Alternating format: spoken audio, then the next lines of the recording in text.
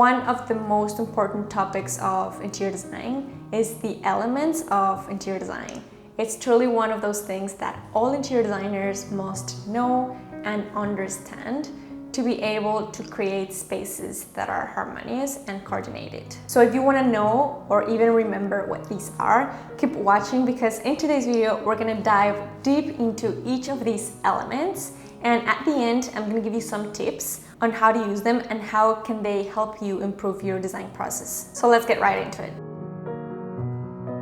Space is such an interesting element, and I am not referring to this or that, but it's rather the area of one or more rooms that are inside a house or building.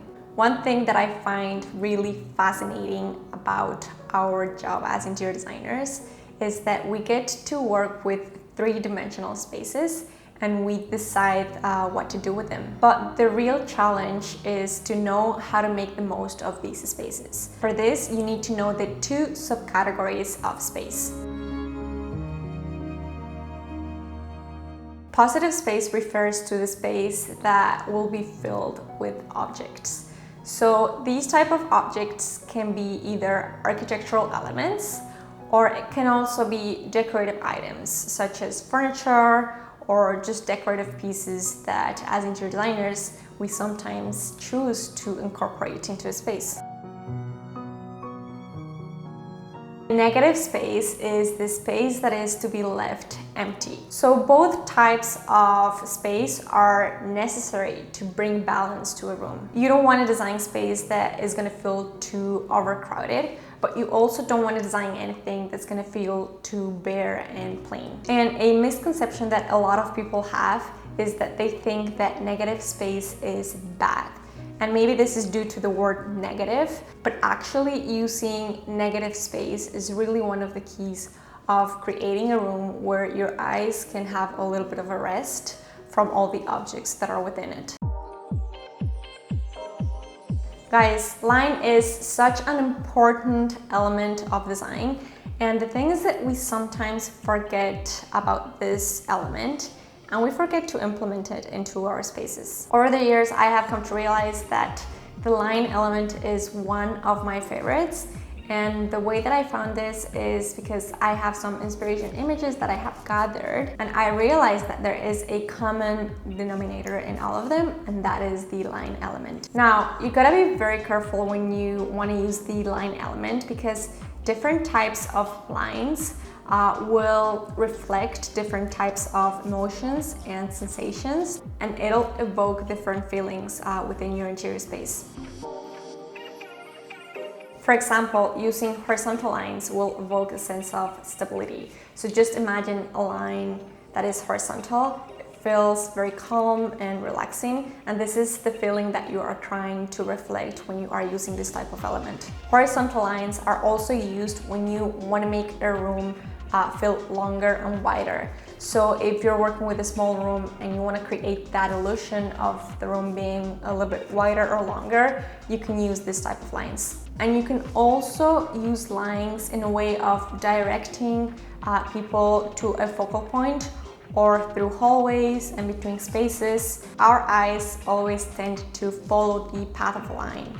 So if you are working with a space where you want people to follow in a specific path, and for example going through different rooms of that space, you can also use the element of line. Vertical lines evoke feelings of strength and grandiosity, and in terms of functionality, they make space appear taller, and they are typically implemented in entries and also in social areas, where you probably want to give the illusion of the room being an important space, or also of that room having a higher ceiling. Why am I doing this? Dynamic lines are either diagonal, zigzag, or curved lines, and they are typically used for very large rooms or even for staircases. These lines reflect energy and movement, and our eyes tend to look at them for a longer period of time. Light is truly one of the most important elements of interior design because without light, the other elements of design wouldn't be visible to our eyes. So I am sure that you are familiar with the different type of lighting, which is natural lighting and artificial lighting. So as the word says, natural light comes from the sun and artificial lighting comes from fixtures that are man-made. There are a million types of artificial sources of lighting. Now, of course, that the more daylight and the more natural light that you have in your interior space, the better the space will be. So this is why today architects and designers are always aiming to have the most amount of natural daylight, and this is why they design these big windows. And it's not only for aesthetic reasons, but it's also for health reasons and for sustainable reasons. But we also need artificial light for spaces where natural daylight is just not possible or is limited, and also for nighttime. So artificial lighting is divided in different categories. So these ones are general lighting, task lighting, accent lighting, and decorative lighting. I can make a dedicated video on lighting if that's something that you would like, because that's a big, huge, large topic and I wouldn't be able to cover it in this video. So let me know in the comments down below. Form refers to the form or shape of a room, or to the shape or the form of the elements within that room.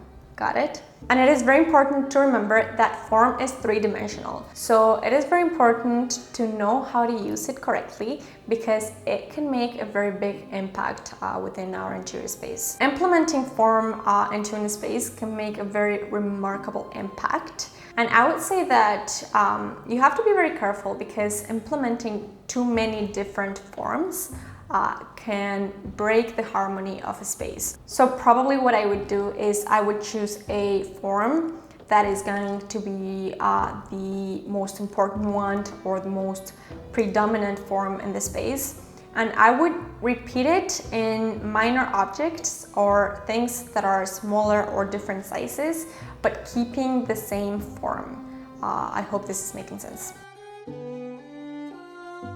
Guys, color is one of the most complex elements and it's also very important. I know that I'm saying like every element is important, but it truly is. But color is so tricky and it is so powerful at the same time. Using different colors can make your space appear larger, smaller, taller, and what's the opposite of taller? Shorter. Yeah, and shorter too. Also narrower, wider. It's so powerful. It can literally change your mood and it can affect your emotions. Why do you think that all fast food chains have red and yellow? Because these two colors open your appetite. So there is this very important concept that all interior designers should know or research about, which is studying the psychology of color. And it basically talks about how color can stimulate different physical and psychological responses in your body. There is a book that I highly recommend you look at if you want to understand more about the world of color. So I will leave that link down in the description if you want to check it out. The element of texture is actually very interesting because the user of a space gets to experience these textures not only by seeing them but also by touching them.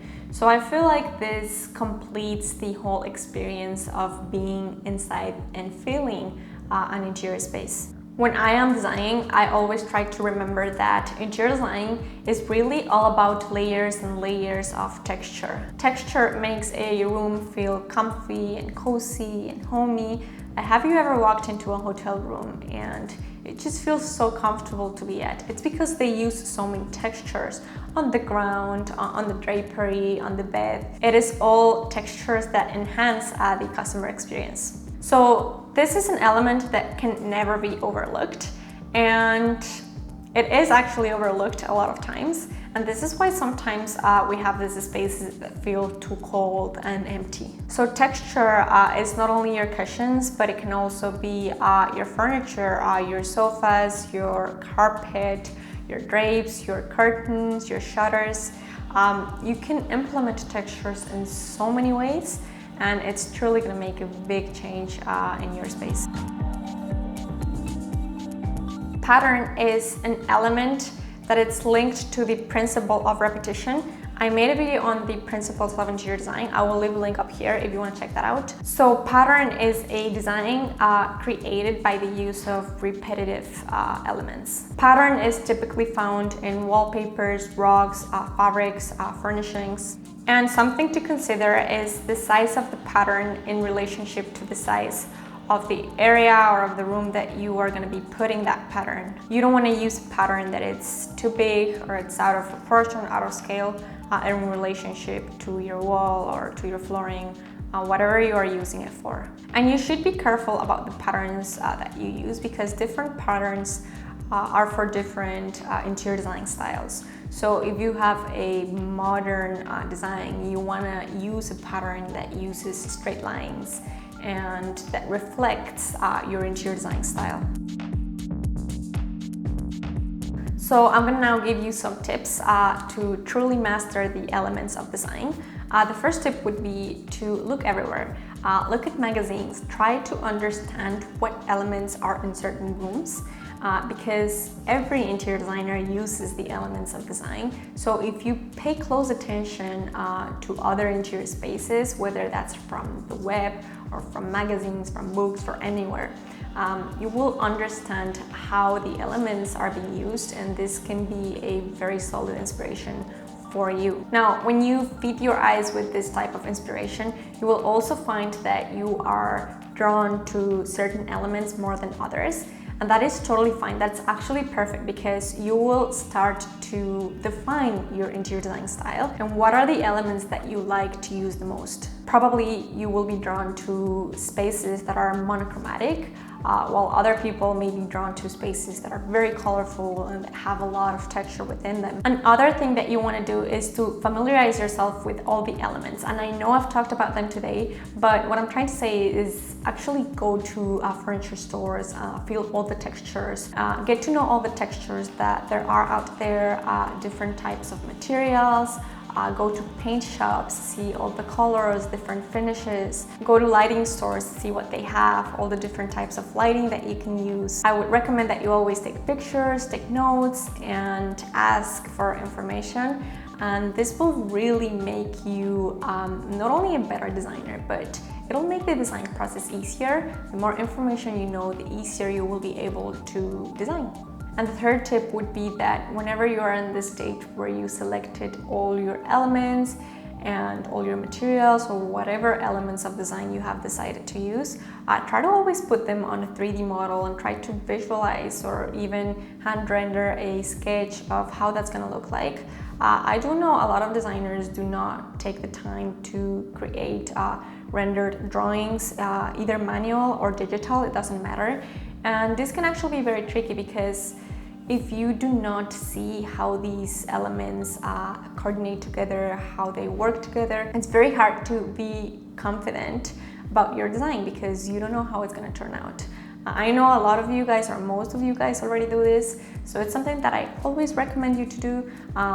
It doesn't matter if it's on a computer software or even on a hand sketch, but always try to visualize your elements within your 3D space. For me, sticking only to mood boards and material boards and concept boards is never enough. I have to truly see how those elements are going to be in every little area of my space. Guys, those were the elements of design, and I just want to say that these elements and even the principles of design, these ones are like your toolkit as an interior designer. You must always use them and implement them. Not all of them at once, but you should know what they are and you should know how to use them. I hope you found this video useful. If you did, give it a thumbs up, subscribe if you haven't already, and I will see you guys next week.